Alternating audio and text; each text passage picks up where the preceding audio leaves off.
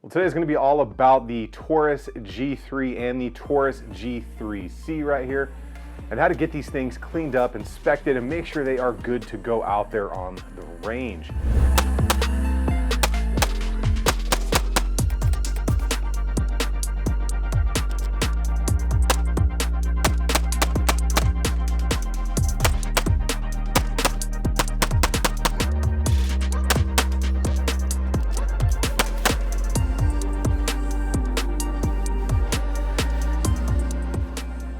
We're going to walk through the cleaning process on these, the breakdown, disassembly, all that good stuff that you need to know and pretty much need to do according to the manual every couple of hundred rounds. So in the manual it does say clean it every 200 rounds, lubricate all those contact and lockup points, and then do that basic inspection of pins or screws or anything else to ensure that everything is going to be working out just fine. Now, if this is your guys' first time here, consider subscribing. Definitely turn those bell notification icons on. And if at any point you feel that I've deserved throughout the video, definitely give it a big thumbs up. But first of all, I really want to know from you new owners out there, how are you liking either your G3 or G3C or even that G2 series?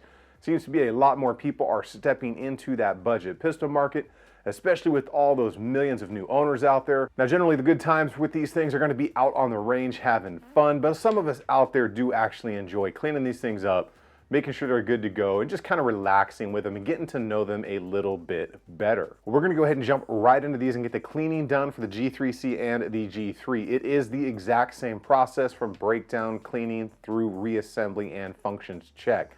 I will leave links for everything you will need down below, or at least the stuff that I use. It's pretty budget friendly, and you don't need some high-end cleaning kit. You really don't need to go overboard with that stuff.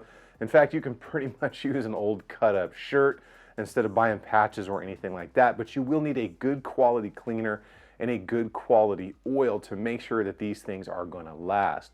But we're going to get into the cleaning process on these right now. All right, we're going to jump right into this cleaning process for your G3C or your G3. I'm going to use the G3 for this, but the cleaning and breakdown process is exactly the same for these two. But since we're not going to be using the G3C, we're going to remove it from our environment completely. Now, the first thing we are going to want to do here is make sure that we are clear and safe before we talk about anything else. So I'm going to go ahead and remove the magazine, ensure that there is no ammunition anywhere in my work environment.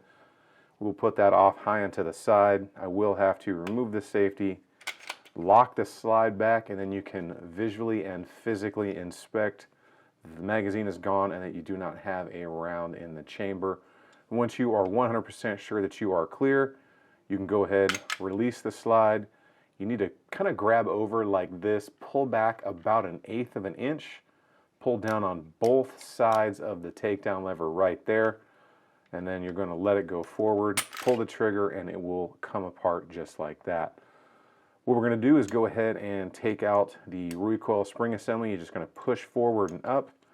That is going to come right out, and then the barrel is going to come up and out the back like so. This is about the most you're going to need to break this down unless you have an issue. So now that we have this broken down, let's talk about what I use to clean. Microfiber towel or an old t-shirt. I do have some patches. I wouldn't buy patches. Cut up an old t-shirt. I only use these because I had bought a bag of them a decade ago and I still have them. I got some of these nice Tipton plastic picks here because they really do a very nice job of helping you clean and get things, you know, that are in kind of hard to reach places without being abrasive or hard on the polymer or the metal. You will need, you know, an old toothbrush or a cleaning brush. They last for years. Go ahead and get one. And then this is actually a Glock cleaning brush, but you can get whatever cleaning brush you want. I'll leave links down below for all that stuff if you're interested. And then some form of cleaning solvent. I'm going to use the Breakthrough Clean today. I suggest the eco-friendly ones because if it's on your hands, it's in your body. So don't use that harsh chemical stuff. This is an oil by Modern Spartan Systems. It's good stuff. You can use whichever oil you like, whether it's Seal or Frog Lube or just anything out there. Lucas products are good, but just pick one that is not the cheapest thing out there. I generally don't like to use the CLP, Cleaner, Lubricator, and Protectant. I like to use two-stage systems. So here's what we're going to do. We're going to go ahead and get the barrel, and we're going to let this soak because this is generally what's going to be one of the dirtiest parts. So you're just going to go ahead and spray this right down through the barrel and just kind of right on it like that. and just let that soak. As far as the recoil spring and guide rod assembly, you don't need to put any chemicals on this unless there is some really, large carbon fouling or something building up on here, which generally isn't going to happen. So all you're going to do with this is just go ahead and give it a really good wipe down, like so, and that's it. You don't really want to lubricate this or anything like that. Just wipe it down and make sure that there are no big chunks of carbon on it, and then go ahead and put that off to the side. Now, as far as cleaning up in the slide, what I like to do is put one squirt up in the top like that. I'll put one in the rail right there, and then I'll kind of put one on this side of the rail as well. The reason I like to do that is because you don't want to just douse this thing in cleaner and get it up in here. You do not want a lot of cleaner or lubrication getting in this area up in the striker or up in the striker block safety. So once you've got a little bit on the rails and a little bit up where the barrel meets, I like to spray the brush, right? Kind of like painting. You get a couple squirts there on the brush, and then just go ahead and work this in to those areas like the rail right here, up on this side of the rail. Okay, and then all the way up in here on the sides of the slide. You can come right through the front like this with your brush. You're not going to hurt that by doing this. And then one place you want to pay really close attention to is right up in here in that breech area. You need to make sure that you do a really good job cleaning that area out. Okay, and at the same time, what you're looking to inspect is that edge right here. So that's why I like these tipped and picks, because you can get up in that area right there and get any carbon out that may be stuck up underneath that, because that's what pulls that casing out, that expended cartridge. So that's your extractor. Always make sure that that is very good and clean, and give it a good inspection to make sure that it is not broken or cracked or chipped or anything like that. So these things don't have to be perfect. That's another thing you need to understand. There's such a thing as good enough. So once I've done something like that on there and I've scrubbed it around and I don't feel that it needs any more cleaning, you can go ahead, get a patch or a piece of old shirt, and then just start cleaning it off. I like to just put it on the brush just like this. That way it gets up in the rails, okay? And it gets all of that cleaner off of there and brings all the carbon off with it. So you just go ahead and do that just over the entire thing. Get it up in there. And you're just going to look to clean all of that excess cleaner and any carbon that comes off with it. Make sure you get up in the front there where the barrel locks in, and of course where the guide rod goes. And then again up here, I'm just going to get it right in the rails right there. So that is really all you need to do for that. We'll go ahead and put this aside, and we will talk about oiling here in just a second. So as far as the frame, you don't really want to squirt a ton of stuff down in here either, kind of like the slide. And since there's just so many pores in here, I like to really just wet the brush. Okay, so same thing, I'm going to wet the brush just like that, a couple squirts. And then you're just going to clean right over the locking block right there, up under the rails, of course, right here on both sides. And then just go over the top of everything and the rear rails right here. That is going to do everything that you need to do. And then if you have any big chunks of carbon or buildup down in the magazine well, you will go over those as well. So at this point, just wipe it down with your microfiber. Like I said, it's better than buying the patches like that.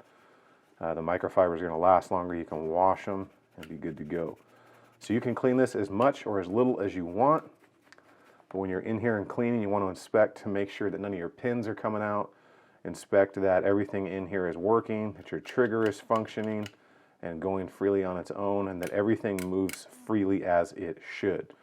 So that's going to be pretty much all you need to do for a basic cleaning on this. Now let's talk about our oil points. All of your lockup points is what Taurus says. So basically, I love these little needle dispensers here because it's very accurate with the oil.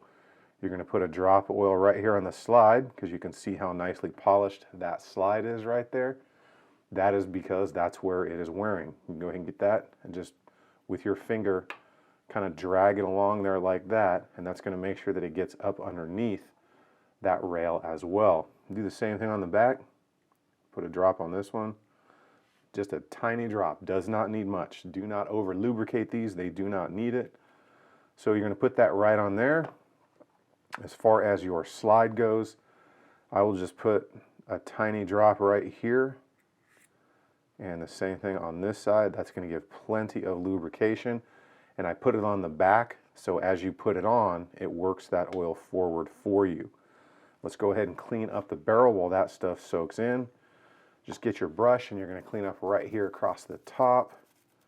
Make sure there's no carbon buildup around here, up into the lugs right there. And then of course on the front right here of your chamber, you want to try and get everything off that you can. And you'll see a little bit of buildup there sometimes. And then what we're going to do is we're going to get our brush, since we already sprayed down in the barrel, and you're going to run it all the way through and then all the way back out a few times like that. And then just take a good look down there and you'll be able to see, you know, what it looks like, and you just clean it to your contentness, your desired. Go ahead, wipe that barrel off, and then we're just going to put a drop of oil here, a drop of oil here, and we're going to spread that all the way around the barrel with our finger, because you can see how it's wearing. You can see exactly where the metal on metal contact is taking place. And we're just going to wet that barrel down with 2 drops of oil, just like that. Now we are ready for reassembly.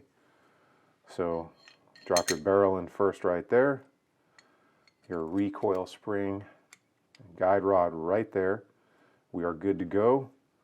Slide it on forward, which disperses that oil. Go ahead and rack it a few times. Make sure that it is unloaded again. And we're going to do a functions check. So make sure that it won't fire when it's on safe. Make sure when it's off safe that it will fire, and that the trigger resets, and that your restrike is working. Now, Taurus does say in the manual to wet a patch or something and actually oil the outside of the slide. That is specific to Taurus. Most manufacturers don't say that.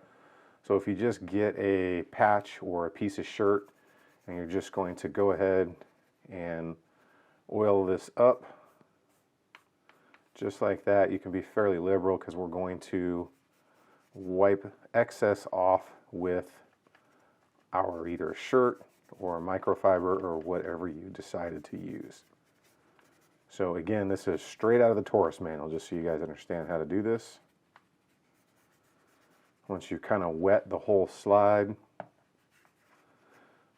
just go ahead, grab your microfiber and remove the excess. And you now have a perfectly serviceable and ready to go Taurus that has been cleaned and lubricated. Well, I hope that helped all of you out. There are a ton of new owners out there in the market, and I have gotten a bunch of emails and messages from people across social media asking for cleaning videos, not only on the Taurus line, but on pretty much all the other stuff that I have been doing reviews on for the past couple of years. Whether you're a SIG fan, a Glock fan, or any other striker-fired fan, even hammer-fired fans out there, most of these polymer-based pistols really do clean up the same way. I will do other videos on other stuff that I own throughout the future. Of course, check out any of the other videos here on the channel, and definitely look into the reviews that I did on the G3C and the G3 on their own. And I will have follow-up videos coming on both of these pistols really soon, once I pass that 1,000 round mark, just to see how they are wearing in. Will you guys get out there and have some fun on the range with these things? At least do some dry fire in a safe environment on the house, since range ammo is so expensive right now. If you guys are interested in any of that cleaning stuff you saw in there, I will leave links for that stuff down below. And of course, check out Shall Not Comply for that sweet 2A swag like I'm wearing here today, just in case you happen to lose your Second Amendment rights in a boating accident. I will see you guys on the next one. Let me know in the comments how your Taurus is running, and let me know if you want to see any other videos on the G3 or the G3C.